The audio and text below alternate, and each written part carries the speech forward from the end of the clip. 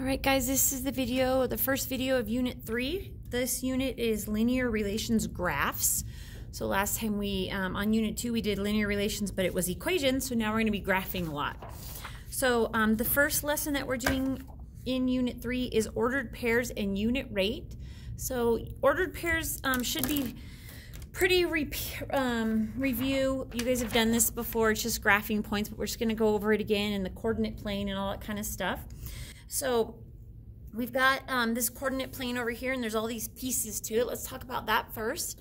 So this center piece right here is the point 0, 0, or what we call the origin.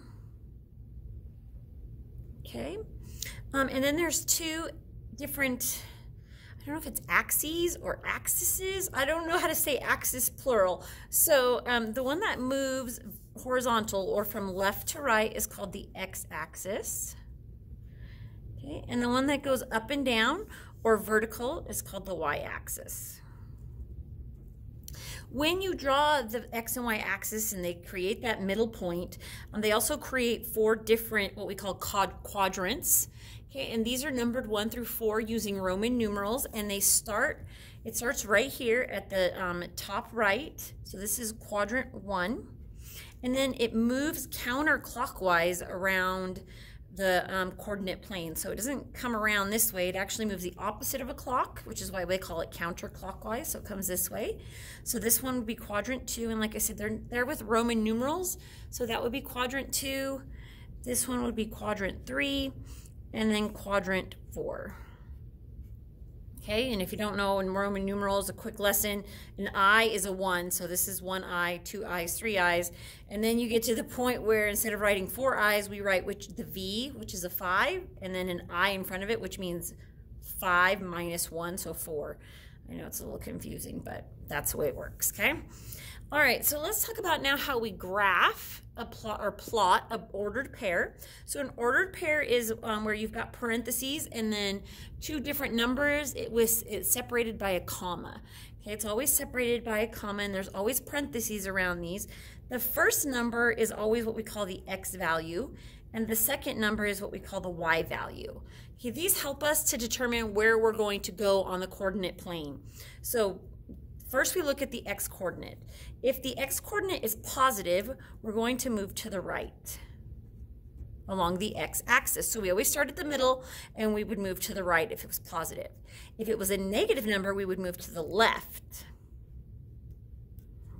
Okay, then once we've gone whichever way we're going to go on the x-axis, we stay there, and then we determine what the y-coordinate tells us to do, and then we plot the point. So if our y-coordinate is positive, we would go up, and if our y-coordinate is negative, we would go down. Okay, so to actually graph an ordered pair or a point, let's say we've got the point, let's just make one up. Let's say we've got the point, goodness, I don't have anywhere to write it. Let's just say we're starting with the point -2, 1. Okay, so we're going to plot the point -2, -1 on this coordinate plane over here. So we're going to start at 0, 0. We're going to start at the origin, and we're going to use the x value to move either right or left, depending on what that x coordinate is. So in this case, it's negative, and so according to this right here, negative tells us we should go left, and then we go left this many. So I'm going to go left 2. So from here, I'm going to go left 2. Now, I'm not going to put a point yet because I'm not ready to put a point. Okay, I don't put the point until I've gone the left and the y coordinate. So I'm right there for now. Then I'm going to use the y value to move up or down, depending on if it's positive or negative. So my y coordinate is positive. So right now I'm right here. My y coordinate is positive, which means I'm going to go up, and I'm going to go up 1. So I'm going to go up 1, and that's where I'll put my point. Okay. Okay, then we would plot the point, which we just did. Okay, so that's it. That's pretty easy, and it should be review, like I said. So we've got a few here. You're going to plot, label, and determine quadrant for A through F. Then we're going to give the ordered pair for M, N, and P. So first we're going to plot these using, just like we did here, just like the steps we just learned. And then what we're going to do is find the actual ordered pairs for the points that are already plotted on our graph. Okay, so I'm going to do A, B, C, and M with you guys, and then you guys will do D, E, F, N, and P on your own. Okay, so we've got and we want to make sure that we label it so that we know which point. And all that means is once you put the point, put the letter with it, okay? So we've got the point 2, 4. So starting at the origin, I'm going to go to the right 2 because it's positive, so over 2. And then I'm going to go up 4 because it's positive. So up to 4, right there. This would be A. And what quadrant is this one in? Well, it's in this section, so it's quadrant 1. So we would just write a Roman numeral 1, which looks like an I, capital I. Okay? All right, so B, we're going to go to the right. From the origin, we're going to go to the right 4 because it's positive. But now I have a negative 3, so I'm going to come down 3. So it's going to be right there in the middle of the P. That's the wrong spot, isn't it? So that's B. And this is quadrant 4. So I would write the Roman numeral 4. Okay, C, this one's kind of tricky, actually. This is a good one to do. So, there's a 0 here for the X, which means I don't go left or right. I'm going to stay right at 0 because I'm not moving right and I'm not moving left. But then my Y coordinate tells me I'm going to go up 2. So I'm going to go up 2, and my point is going to be right there. And you'll see that it's actually between quadrants 1 and 2. But what we do is we write which axis it's on. So because this is on the Y axis, we would write Y axis here. Okay, so if it ever lays on an actual axis in between 2 quadrants, we would write what axis it's on. Okay, so then you'll do D, E, and F, and notice that E has a 0 in it, so it's going to be an axis rather than a quadrant. Okay, so now let's find the ordered pair for M. So now what we're doing is we're going to actually fill in the ordered pair. So we're going to figure out how much we went to the right or left, and then we're going to figure out how much we go up or down, just like we did here, just kind of working backwards from the actual point we have. So from the origin, I had to go back to the left, 1, 2, 3, 4, 5, 6. So that makes it a negative 6. And then you'll notice I didn't go up or down at all. It's actually on the x-axis, so this would be 0. And so just so you know, this is in the x-axis. It's not in a quadrant at all, okay? So you don't have to write that, but it's just kind of good to know. When it lays on this axis, the one that's horizontal, that means it's on the x-axis. Okay, just like this one was on the y-axis. Okay, so pause it, do the rest of those, and then come back and, oh, actually, there's some try it ones for you guys down here. So actually, yeah, pause it and do these, and then come back and I'll do one of these with you guys and you'll do the other 2, okay? Okay, so hopefully you did these ones right here, and you can double check at the end of the video to see what those look like. So, this one's right here. It just wants you to plot the ordered pairs on the grid and give the quadrant number of each point, just like we did up here. So 3, 2, so I'm going to move to the right 3 and up 2. To the right 3, up 2, and that's A, and that's in quadrant 1. Then I've got B is negative 3, negative 3, so I'm going to go to the left 3 and down 3. Left 3, down 3. And there's B, and this is in quadrant 1, 2, 3. Okay, all right, so you do those 2 as well, and then you can check your answers with me later, okay? All right, so that is ordered pairs, and if you're pausing, if you just came back from pausing the video, hopefully you got those right. So this is unit rate, so we're gonna do unit rate now. Unit rate might be a little new to you, but it shouldn't be. It should be something you guys covered in 7th grade, but it might seem new. But a unit rate is a rate that has 1 as a denominator, okay? So remember, a denominator is the bottom of a fraction, so it's got a 1 down here, and then it's got some number up here. Okay, that's a unit rate. Always has a 1, because it's talking about what it is for 1 unit. That's why it has to have a 1 there. So to find a unit rate, you're gonna set up a ratio, which is just, you know, a something to something, where it's got the colon, or not the colon, but the 2 dots in the middle. Is that a colon? Yeah, that's a colon. The other one's a semicolon. You're going to set it up as a fraction. Okay, and then you're going to divide the numerator by the denominator. Remember, a fraction is just a division problem, so we're going to take the numerator and divide it by the denominator, and then what we're going to get is a unit rate. So here's an example. It says, my mom jogs 30 miles in 5 hours. So we're going to set up the ratio for miles to hours. So 30 miles to 5 hours. So now what we're going to do is we're going to set that up as a fraction. So here's our ratio. Now we're going to set it up as a fraction. So 30 miles in 5 hours. Then what we're going to do is we're going to take our numerator and divide it by our denominator, and we're going to get our unit rate. So in case you don't know, 30 divided by 5 is 6, okay? So I end up with 6 miles in 1 hour. Sorry, it's kind of tight right there. So this is the unit rate right here because it's got a 1 in the denominator.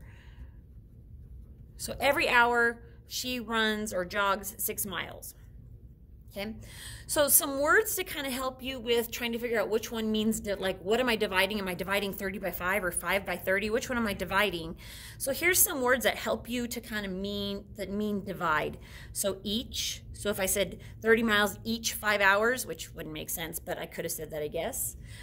Every, so 30 miles every hour, okay, or every 5 hours, that would have helped me. Obviously the word in, okay, kind of is one too. Per is another one, 30 miles per 5 hours, okay, that's one. And then another one is just if it tells you it's the unit rate. Okay, sorry, like I said, I didn't put enough spaces in there. All right, so talking about unit rate, sometimes we've got something that has to do with price. So like if it talks about how much each pizza is or something like that, okay? So when we're talking about unit rate that describes a price, it's actually called a unit price instead of a unit rate, okay? When you're calculating unit price, be sure to put the money in the numerator, which means on the top, okay? The money always goes on top. Money, money, money on top, and then something down below, okay? Always, always. It always is that way. All right, so let's do this example right here. So this is a representation of a proportional relationship, which we'll talk about later in the unit, but just so you know, this is a proportional relationship. So what we've got, it says Samantha buys 4 cans of soda for $2. So this is kind of our important stuff. So we want to know what is the unit rate, or sometimes we call it the rate of change also. It's just another fancy word for unit rate or rate of change. Later you'll find out that the rate of change or the unit rate is also the slope. So we're going to have lots of words for it before the end of this unit, okay? So in order to figure that out, we're going to set up our ratio. So we've got, remember, $2, the money always goes on top. So we've got $2 to 4 sodas. So now what we're going to do is we're going to put that in a fraction. So $2 over 4 sodas. And then we're going to take the numerator and divide it by the denominator. So 2 divided by 4. And we're going to see that that means each soda can is worth 50 cents. So it's 50 cents per soda. And you can just write the slash. You don't have to write like the words out per. In fact, this is the best way to do it right here. You could even write 1 soda in there if you wanted, but it's just 50 cents per soda. This means per. Okay? All right.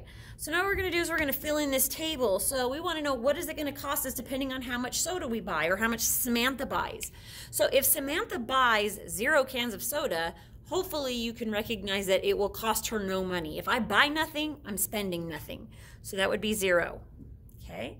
Notice how we've got X and Y here. That's because our soda can's represented by X and our cost is going to be represented by Y. And we're going to need to understand that when it comes to graphing.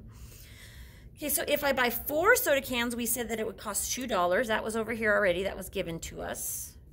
But what about if I want to buy 6? Well, if I'm not sure, what I can do now is I said it's 50 cents per soda.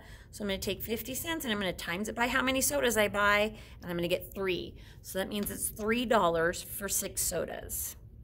Okay, and then I'm going to do the same thing for 8. 8 times 50 cents is $4.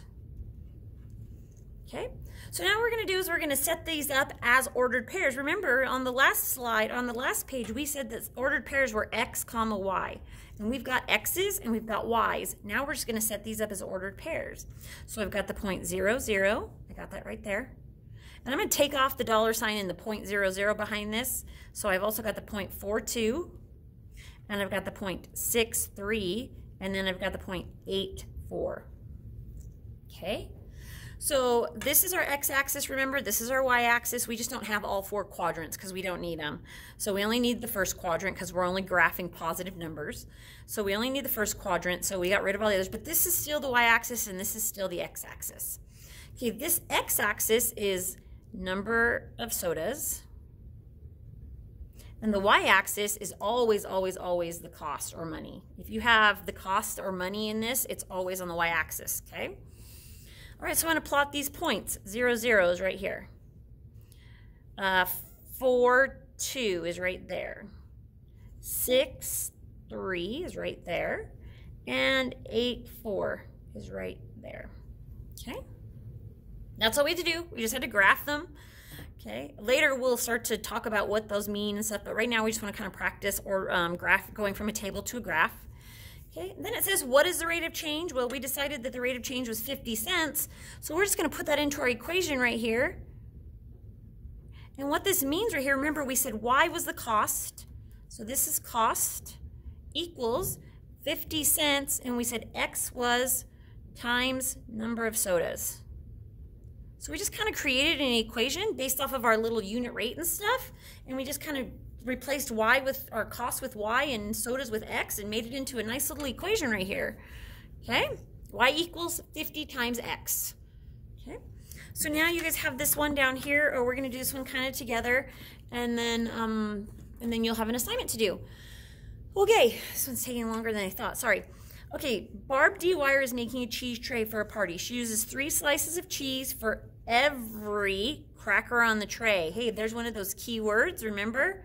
Every. So that means that we're dividing the cheese by the cracker to figure out our unit rate.